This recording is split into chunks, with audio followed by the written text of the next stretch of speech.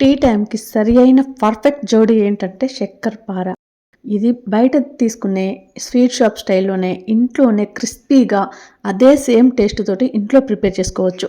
ఈజీగా అలాగే సింపుల్‌గా తక్కువ పదార్థాలతోటి టేస్టీ టీ టైమ్ స్నాక్స్ అలాగే పిల్లలకు స్కూల్‌కి కూడా స్నాక్స్‌లా పెట్టియొచ్చు. పిల్లల నుంచి పెద్దవాళ్ళ వరకు కూడా అందరూ ఇష్టంగా తింటారు. ఈ చక్కెరపార ఎలా ప్రిపేర్ చేయాలో చూద్దామా?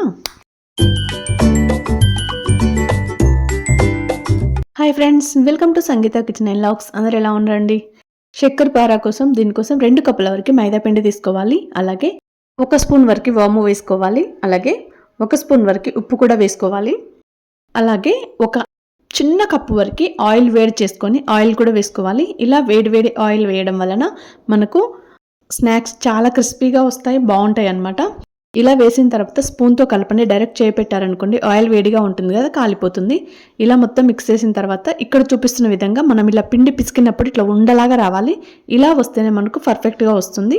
ఇప్పుడు కొద్దిగా వాటర్ వేసుకుంటూ కలుపుకోవాలి. నీళ్ళు ఒకటేసారి ఎక్కువ పోయకండి, కొంచెం పోసి కలుపుకుంటూ ఉండాలి. మనకు చపాతీ పిండికి ఎలా అయితే మనం కలుపుకుంటామో సేమ్ అలాగే కలుపుకోండి. మరీ గట్టిగా కలుపుకోండి, లూజ్గా ఉండేలాగా అలా కూడా కలపకండి. ఇక్కడ చూపిస్తున్న విధంగా ఇలా కలిపి ఒక 10-15 నిమిషాల వరకు పక్కన పెట్టుకోవాలి. తర్వాత చపాతీ ఎలా అయితే చేసుకుంటామో సేమ్ అలాగే చేసుకోవాలి. వీడియోని ఇక్కడ వరకు చూసారా? ఒక్క లైక్ ఇవ్వండి. అలాగే ఈ వీడియో పైన ఒపీనియన్ కూడా కామెంట్ చేయడం మాత్రం మర్చిపోకండి. చాలామంది వీడియో చూస్తున్నారు కానీ లైక్ చేయడం లేదు, కామెంట్ చేయడం లేదు. వీడియోని కూడా పూర్తిగా చూడండి, స్కిప్ చేయకండి. స్కిప్ చేశాను అనుకోండి, నేను ఎక్కడెక్కడ ఏమైనా టిప్స్ చెప్పినా ఏదైనా ఇంపార్టెంట్ ఉంటే అది మీరు మర్చిపోతారు. మళ్ళీ రెసిపీ పాడైంది, కరెక్ట్గా రాలేదు అని చెప్పి మళ్ళీ బాధపడాల్సి వస్తుంది. అందుకే పూర్తి వీడియో చూడండి. ఇప్పుడు ఇలా చేసుకున్న చపాతీని ఇలా ముక్కలుగా కట్ చేసుకోవాలి. ఇలా నిలువు అలాగే అడ్డం 2 వైపులా కట్ చేసుకోండి. నాకు ఇక్కడ షాక్ తోటి ఇబ్బంది అవుతుందని చెప్పేసి మనం షార్ప్గా ఉన్న ప్లేట్తో అయితే ఈజీగా అయిపోతుంది. తొందరగా కట్ చేసుకోవచ్చు అనమాట. చిన్న పీసెస్గానే కట్ చేసుకోండి, పెద్దగా ఉంటే బాగుండవు. ఇలా చిన్నగా ఉంటే పిల్లలు కూడా చూడడానికి కొంచెం బాగుంటుంది కదా, వాళ్ళు ఇష్టంగా తింటారనమాట.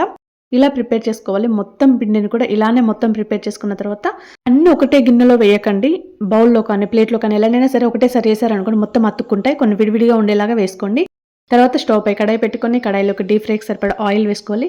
ఆయిల్ ఫుల్ వేడవ్వాలి. కొంచెం తక్కువగా వేడైంది అనుకోండి ఆయిల్ మొత్తం అబ్జర్వ్ చేసేసుకుంటుంది. అందుకే బాగా వేడైన తర్వాతనే మనం తయారు చేసుకున్న ఈ చిప్స్ని వేసుకోవాలి. వేసి ఫ్రై చేసుకోవాలి. ఇవి కూడా మరీ హెవీగా ఎర్రగా వేయించకండి. మనం ఇలా నూనె బాగా వేడిగా ఉంటుంది కాబట్టి ఇట్లా వేయగానే వెంటనే వేగిపోతుంది. తొందర ప్రిపేర్ చేసుకోవచ్చు. ఎక్కువ టైం కూడా పట్టదు, చాలా సింపుల్ గా తయారు చేసుకోవచ్చు. ఇలా చేయడమే ఆలస్యం, అలా ఫట్టున ఎగిరిపోతాయి. అందుకే కొంచెం ఎక్కువ క్వాంటిటీ చేసుకోండి. మీరు ఇంకొక కప్పు ఎక్కువనే వేసి చేసుకోండి, చాలా బాగుంటుంది అనమాట. చూసారు కదా, ఇక్కడ నేను మొత్తం ప్రిపేర్ చేసేసాను. ఇలా ఫ్రై చేసేసుకోవాలి. ఈ స్నాక్స్ మనకు 10 నుంచి 15 రోజుల వరకు నిల్వ ఉంటాయి.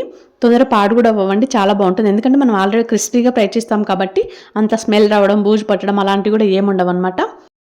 చూసారు కదా, సింపుల్ ప్రాసెస్, తక్కువ ఐటమ్ తోటి చాలా టేస్టీ స్నాక్స్ అనమాట. ఇది ప్రిపేర్ చేసుకోండి. ఎలా కుదిరింది అనేది కూడా నాకు కామెంట్ చేయండి.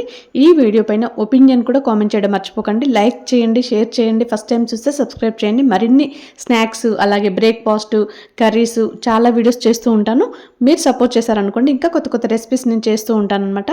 Thank you.